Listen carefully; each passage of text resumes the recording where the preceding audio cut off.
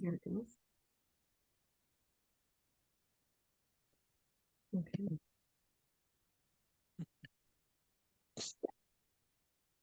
So a major battle of the entire working class across Canada at this time is to have wages that keep up with inflation. We saw this, for example, with education workers, with nurses and healthcare workers, and many others. They're fighting for wages that increase with inflation in order to address that inflation.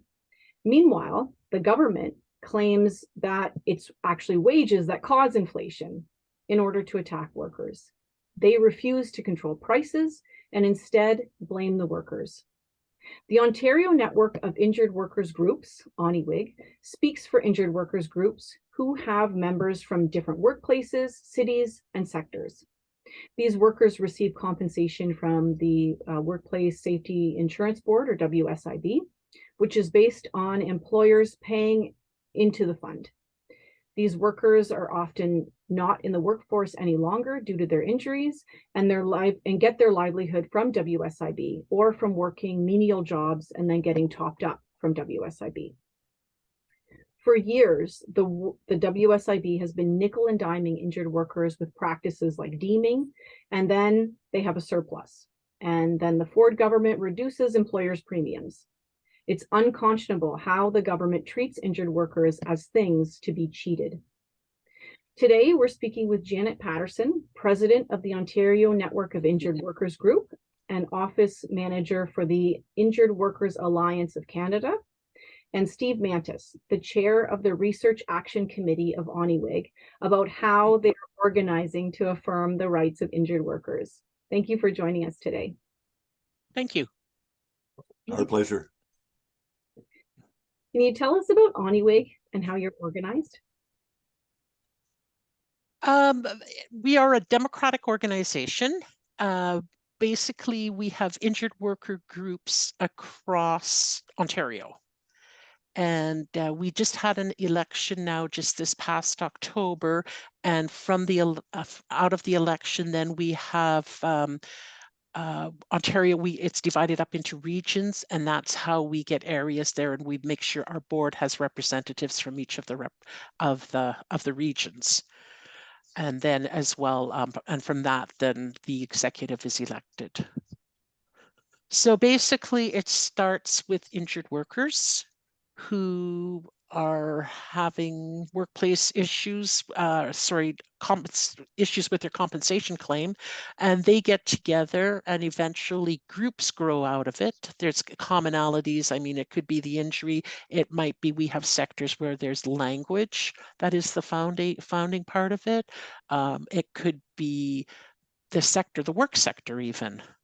That so there's no there's varying criteria that brings people together, but ultimately it's people who are stuck in the compensation system, and basically it's you suffer loss. Like we see mostly it's the people who have permanent long-term injuries that have really derailed their life a lot, and the losses that come with it, because then you're not only working with your injury and how it affects you within your family, but also you're at the mercy of the compensation board, and it's a tough place to be. Mm-hmm. For sure.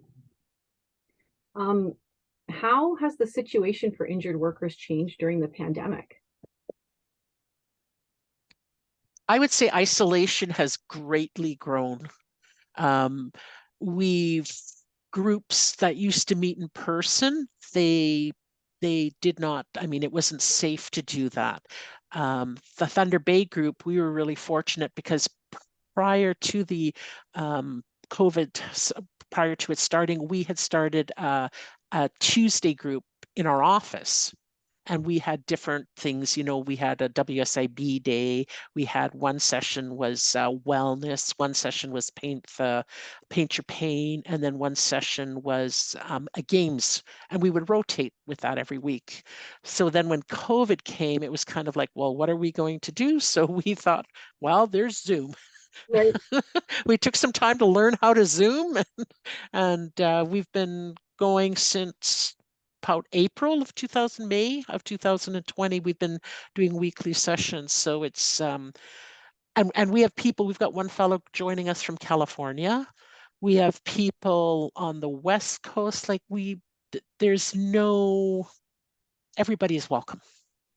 You know, it's a safe place. It's a learning place. We have a lot of knowledge, a lot of experiences that come together. So that has been a really good thing, that, and a lot of people have spoken very gratefully to the fact that there has been that session, because that has given them some of the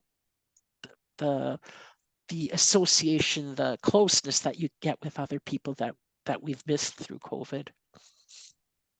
I'm sure that's really important for people. And as you mentioned, you have some international people, but I'm sure, just even though ONIWG is an Ontario organization, there obviously is that connection with the rest of Canada. And so I'm assuming that there might be also some of those connections that were made either because you had to go online, right? Or just because, you know, people kind of find like-minded groups. For sure. Yeah, the connection, through Zoom, the electronic connection has really impacted folks a lot. Both, as Janet mentioned, the physical isolation.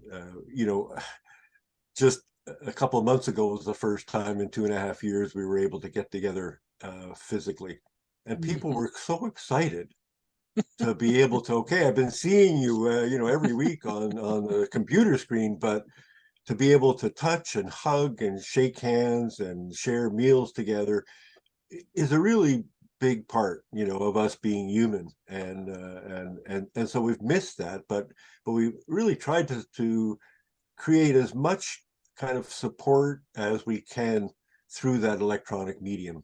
And even now, where people are getting together physically, even cautiously, that ability to erase geographic boundaries is really coming to the fore. We continue to have more and more people join us from far away because they don't have the support mechanisms in their own community, in their own provinces. And they look to what we're doing in Ontario and go, geez, maybe we can do something like that in our area as well. And that applies as well to the United States. Later today, I have another meeting with activists in the United States. We've been meeting on Zoom for the last year and a half, and really wanting to build the capacity there as well to create a movement of injured workers to be able to stand up for their rights, have their say, and be participants in the democratic process. Awesome. So kind of talking about affirming your rights, your organization launched a court challenge on behalf of injured workers as a collective to get the WSIB to follow its own legislation regarding indexing of compensation to inflation that they are interpreting in a self-serving way. ONIWG is fighting to defend the rights of all workers who may find themselves injured at any moment and on workers' compensation. We congratulate you for taking that initiative. Can you tell us more about what your challenge is trying to address and why everyone should support it and how they can? Well, I think one of the big things, first of all, is the fact that injured workers kind of get the label. There's a stigma that's associated with being an injured worker. And what people have to realize is we were all workers. We were all workers one day. And for the most case, I mean, there's things like repetitive strain injury that takes time to build, or occupational illness. But for the most part, we suffered like one incident that dramatically impacted us. And there's no way of knowing when it's going to happen. It's just, you're a worker, blink, and you're not a worker anymore. for those of us who have suffered the permanent, the long-lasting thing. But it's really important because over the years, injured workers' benefits have been eroded so greatly. I mean, WSIB pays pays for loss of earning benefits to workers and their healthcare benefits and that they receive following an injury. They pay it by the premiums of employers and the benefits of the investments. But that is their source of income. So And what money exists, not based on what's required. yes, but I mean, obviously, I mean, injured workers benefits we've got the infographic chart there where we see that it's like 50% less, more than 50% less now than say 2010 in benefits alone. Meanwhile, WSIB's purse has expanded exponentially, and so it leaves workers vulnerable and struggling, because then they put actions in like this deeming bit where people do not have the jobs. You know, the medical is saying you cannot be working, you cannot be doing a job. I can remember going to work because I was told you had to go back to work, and the people I was caring for were like, I feel like I was caring for people who had high needs, medical needs, and they would say to me like, I feel like you should be lying in bed and I should be taking care of you. And it's like, my gosh, like this is what they're sending me back to. Like it's not a real world at all kind of thing. But so you have the battle of all that, but then for years, I mean, prior to 2018, I believe it was, they had what they called their Friedland formula. And out of the Friedland formula, I have no idea where it ever came from. But I mean, we would just get like bits and pieces. You'd get your monthly increase. And I mean, you couldn't even go get a cup of coffee with it. Inflation now, I mean, we're seeing staggering inflation. So the fact that the last year, which is the year that we're asking for the review on, is when it was like 4.7% was, because it goes from the year before up to October, like October of prior year to October of the current year. So that was 4.7 and we got 2.7%. So things were already climbing, but I mean, in the real world, already when they were giving us 4.7, it was already over like 6%. Right. And now this year, it was they gave 6.5% and it's 6.9%. But for every percentage that they keep, I mean, it's millions of dollars that stays in their purse instead of coming to the workers who are just deprived all along. Mm-hmm. If I can really kind of build on that as well. So the issue of inflation and protection against inflation has been one of our key issues since we began over 30 years ago. Because we've seen other workers who have experienced this and didn't have that protection are now their benefits are poverty level. So this has been an issue that we have lobbied governments for over 30 years. And when we finally won, as Janet mentioned, full indexing protection in 2018, we thought, oh my gosh, we had a victory. But then when we see that the law says that the compensation board is to take the figures from Stats Canada at the end of October of the previous year and use that as the measure of inflation. As Janet said, in October 2021, yeah, that was 4.7%. In January of 2022, the WSIB says, okay, you're getting your increase at 2.7. Well, wait. If you go on the Government of Canada website, it says 4.7, and you're telling us now that it's only 2.7. We brought that to the compensation board, to the government officials.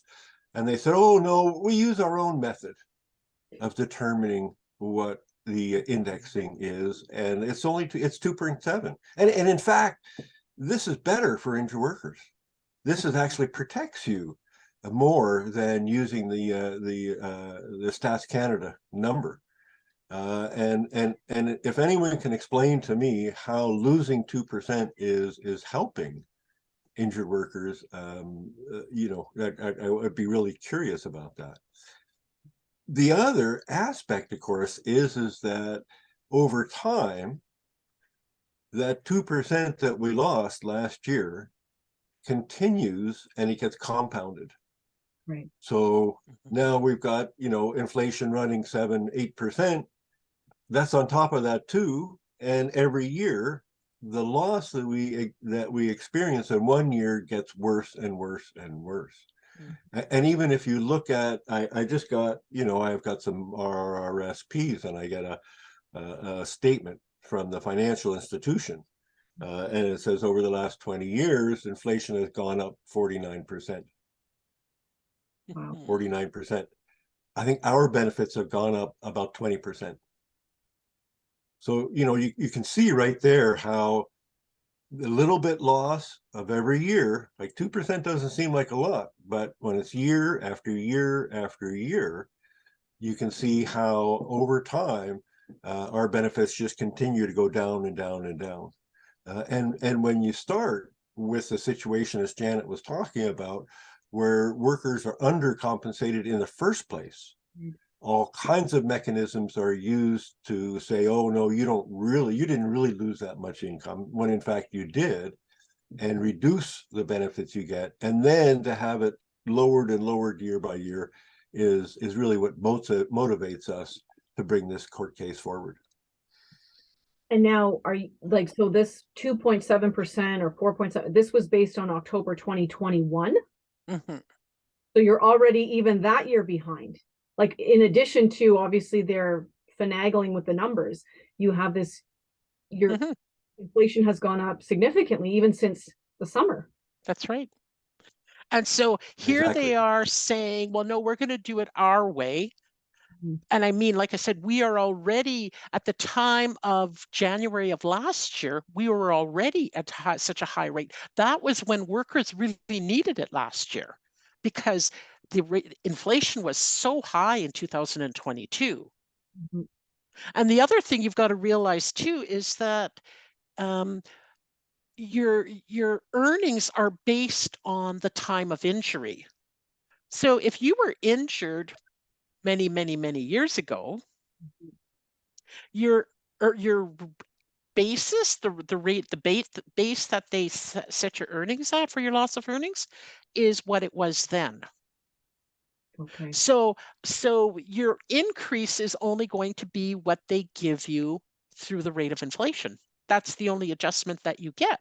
So even for people who are deemed, say they got injured back when the minimum wage was, because that's what deeming usually is, unless it's a higher paying job, it's usually based on the minimum rate. Minimum wage right now is $15.50 an hour. Mm-hmm. Well, a lot of people have been were injured at maybe like $10 an hour. Right. So they're obviously, so they get deemed at $15.50. They had their earnings were based on $10 an hour, and they're deemed at $15.50 an hour for 40 hours. They they don't even hit zero. Like there's no income left. Right. So it really is a frightful system that it is not there for workers who have suffered permanent injury or illness. Mm-hmm.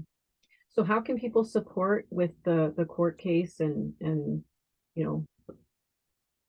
go that way? I think we have to keep talking to the government. I mean, we talked about that in the beginning. Who's driving this? It is the government driving it to the WSIB, or is the WSIB driving it to the government? Like, who's driving? But ultimately, I mean, it's based on legislation, and that's the government. So everybody needs to keep talking to the government. Mm-hmm. And we keep talking about the stories, like it's, we've been doing it for so many years, and it's just like you're banging your head against the wall. And mm-hmm. And really expanding on what Janet is talking about is many injured workers feel like we become invisible. Like since our injury, we've disappeared. So taking steps like you're doing now, Laura, to give this issue a higher profile, to give the voice back to people who have become disabled because of the conditions of work, and to try to really help us see our society in a different way. We have been encouraged over the last 30 or 40 years to say it's all about me. It's all about, you know, what I can get out of the system and out of the world, me and my family. And that leads to, in a way, this inequality in our society, where those of us who have been granted benefits, privileges, white men, as an example, are benefiting more than the rest of society. But if we say, how can we care for each other? How can we ensure in the workplace that my co-workers who get injured aren't left behind? How can we ensure that our workers' organizations and unions have prioritized that they care and lobby for their own members when they become injured and disabled? Oftentimes, they're no longer in the workplace, and so, well, geez, the union, they're not our members anymore. Well, can we rethink how we envision that? And can we all kind of say, all right, how do we ensure that we have the protections in place? You know, the workers' compensation is our first social program in Canada, 1915. It's the longest standing program. And we look at that history, and over this last 30 or 40 years, it's been diminished and diminished and diminished, which is similar to what we see in the funding in our public education, in our public health care. These are all related issues. We really think all of us need to stand up and say, hey, we need the social protections that our forefathers, our ancestors fought for and gained. We need them. And we want to ensure that our governments are standing firm for us to protect us when we need that help. And that's whether here is a 5-year-old, you know, going to school that maybe has special needs, that needs that special care, or it's a worker or a person with a disability who is trying their best to be an active participant in their society, in their family, in their community, and in the workplace. Generally, employers don't want us. I mean, you look at the global numbers, people with disabilities are discriminated against steady. And then the stats are pretty much the same, whether you are injured at work or whether you have an injury from some unrelated incident, or you were born with a disability. Employers generally say you're damaged goods, we're going to pick someone else. Not recognizing the power of diversity. Living with a disability means you have to problem solve things all the time in order to access the things that everybody else takes for granted. And you develop new skills and abilities and seeing things in a different way. And there is real benefit to that. So oftentimes our society is not recognizing the benefits that we can bring for all of us by ensuring that we're included and are able to live a decent and productive life. Absolutely. So it's amazing, we've kind of touched on this, that when it comes to workers, the government will pass all kinds of laws that violate our rights as outlined in the Charter of Rights. Yep. Like in the case of education workers with Bill 120 or with Bill 28. And with injured workers, they interpret the law to basically screw injured workers. In other words, the law is not used to protect the people and affirm our rights, but to violate them. legally. Yeah. Yeah. And illegally. When they make it, figured out that it was illegal. Uh, Yeah, you know, and when we, you're exactly right, Laura. And as we see that there's a purpose behind that, which is to really prioritize corporate profits yeah. over the welfare of the rest of the citizens of our province. And, you know, our taxation system over the last 30 or 40 years has seen the substantial burden of taxes placed on individuals and relieved from corporations. You know, they've had their tax rate lowered by like 60%. Mhm. The same thing is happening in workers' compensation at the WSIB. Back in 1990, they were paying on an average of $3.20 per $100 of payroll. They're now down to $1.26. Yeah. Now, when did your car insurance go down 75%? Yeah, really. And then now there's a surplus in terms of they've got over $40 billion in reserve. And so they're kind of going, oh, well, what do we do with this extra money? Well, this year, just before the election, oh, interesting enough, they sent $1.5 billion back to corporations. And sadly, they support that by saying, well, we have to give it back to them because otherwise we'd be stealing from them because it was their money. It's like, well, not exactly. I mean, that was their premium they paid to protect themselves in case a worker got sick or injured at work. Right. You know, if you can figure out a way to get a premium, your premiums back from a car insurance or life insurance, well, please let me know, and we'll all go on that bandwagon. Exactly. So But, ONIWG has been at the forefront of ONIWG has been at the forefront of giving injured workers a voice in the face of these unjust and immoral attacks on their rights while outside of their workplaces and in many cases isolated. Can you talk about how important it's been for injured workers? And we kind of touched on that before in this conversation, but how can people join these local groups so that they can also empower themselves as workers? We have we're currently working on for ONIWG our own website, but like injuredworkersonline.org is an invaluable website, and our ONIWG, there's our contact information. We have a section in there. You can find out about the groups. You can find out more about some of the activities that we take part in.